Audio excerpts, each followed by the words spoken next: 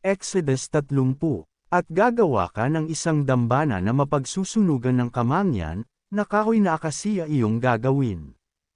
Isang siko magkakaroon ng haba ni yaon, at isang siko ang luwang ni yaon, parisukat nga, at 2 siko magkakaroon ang taas ni yaon, ang mga anyong sungay ni yaon ay kaputol din. At iyong babalutin ng tag-anas na ginto ang ibabaw ni yaon, at ang mga tagiliran ni yaon sa palibot, at ang mga sungay ni yaon, at igagawa mo ng isang kornisang ginto sa palibot. At igagawa mo yaon ng 2 argolyang ginto sa ilalim ng kornisa, sa dakong itaas ng 2 tagiliran iyong gagawin, at magiging suotan ng mga pingga upang mabuhat. At ang iyong gagawing mga pingga ay kahoy na akasiya, at iyong babalutin ng ginto. At iyong ilalagay sa harap ng tabing na nasa siping ng kaba ng patutu, sa harap ng luklukan ng awa na nasa ibabaw ng kaba ng patutu, na aking pakikipagtagpuan sa iyo. At magsusunog si Aaron sa ibabaw ni yaon ng kamangyan na mababangong espesya, tuwing umaga pagka kanyang inaayos ang mga ilawan, ay susunugan niya.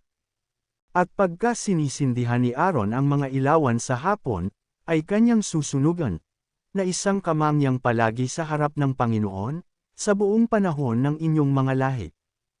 Huwag kayong maghahandog ng ibang kamangyan sa ibabaw ni yaon, o ng handog na susunugan, o ng handog na harinaman, at huwag kayong magbubuhos ng inuming handog sa ibabaw ni yaon. At si Aaron ay tatubos ng sala sa ibabaw ng mga anyong sungay ng dambana, minsan sa 1 taon, kanyang tatubusin sa sala na minsan sa 1 taon, ng dugo ng handog dahil sa kasalanan, sa buong panahon ng inyong mga lahi, kabanal-banalan nga sa Panginoon.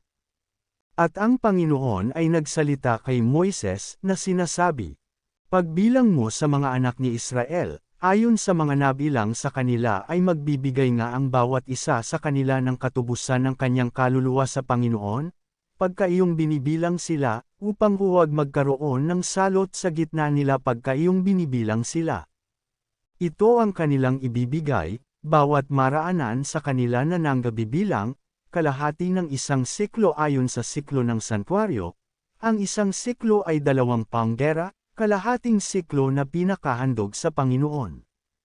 Bawat maraanan sa kanila na nanggabibilang, mula sa 2 taong gulang na patanda, ay magbibigay ng handog sa Panginoon. Ang mayaman ay hindi magbibigay ng higit, at ang dukha ay hindi magbibigay ng kulang sa kalahating siklo, pagbibigay nila ng handog sa Panginoon, upang ipangtubos sa inyong mga kaluluwa.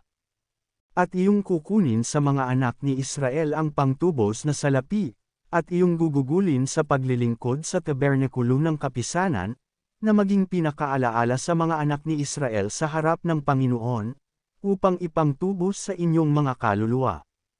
At ang Panginoon ay nagsalita kay Moises na sinasabi, "Gagawa ka rin ng isang hugasang tanso, at ang tungtungan ay tanso, upang paghugasan, at iyong ilalagay sa gitna ng tabernakulo ng kapisanan at ng dambana at iyong sisidlan ng tubig. At si Aaron at ang kanyang mga anak ay maghuhugas doon ng kanilang mga paa. Pagka sila'y pumapasok sa tabernakulo ng kapisanan, ay maghuhugas sila ng tubig, upang sila'y huwag mamatay, o pagka sila'y lumalapit sa dambana ng mga siwa, upang magsunog ng handog na pinaraan sa apoy sa Panginoon. Gayon sila maghuhugas ng kanilang mga kamay at ng kanilang mga paa upang huwag silang mamatay, at magiging isang palatuntunan magpakailanman sa kanila, sa kanya at sa kanyang binhi, sa buong panahon ng kanilang mga lahi." Bukod dito'y nagsalita ang Panginoon kay Moises na sinasabi, "Magdala ka rin ng mga pinakamagaling na espesya, ng tag-anas na mira ay 500 siklo, at ng mabangong kanela ay kalahati nito, 250, at ng mabangong kalamo ay 250. At ng kasya, 500, ayon sa siklo ng santuaryo, at ng langis ng oliva ay 1 hin. At iyong gagawing banal na langis na pangpahid, isang pabangong kinathanang ayon sa kathanang manggagawa ng pabango, siyang ang magiging banal na langis na pangpahid. At iyong papahiran niyaon ang tabernakulo ng kapisanan, at ang kaban ng patuto. At ang dulang, at ang lahat ng mga kasangkapan niyaon, at ang kandelero at ang mga kasangkapan niyaon, at ang damba ng sooban. At ang dambana ng handog na susunugan sangpo ng lahat ng mga kasangkapan, at ang hugasan at ang tungtungan. At pakabanalan mo upang maging mga kabanal-banalan, lahat ng makahipos sa mga yao'y magiging banal. At iyong papahiran ng langis si Aaron at ang kanyang mga anak, at iyong papagbabanalan sila, upang sila'y mga siwa sa akin sa katungkulang saserdote.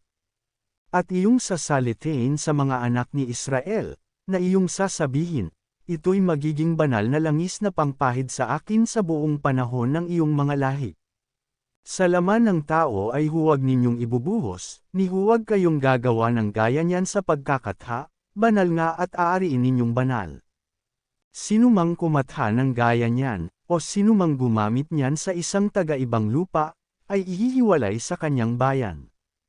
At sinabi ng Panginoon kay Moises, magdala ka ng mababangong espesya, estak, at onycha, at galbano, mabangong espesya na may tag-anas na kamangyan, na magkakaisa ng timbang. At iyong gagawing kamangyan, na isang pabangong ayon sa katha ng manggagawa ng pabango, na tinimplahan ng asin, na pulos at banal. At iyong didikdikan ang iba niya ng durog na durog at ilalagay mo sa harap ng kaban ng patutu, sa loob ng tabernakulo ng kapisanan na aking pakikipagtagpuan sa iyo, aariin ninyong kabanal-banalan. At ang kamangyan na inyong gagawin, ayon sa pagkakatha niyan ay huwag ninyong gagawin para sa inyo, aariin mong banal sa Panginoon. Sino mang gumawa ng gaya niyan, upang amuyin ay ihihiwalay sa kanyang bayan.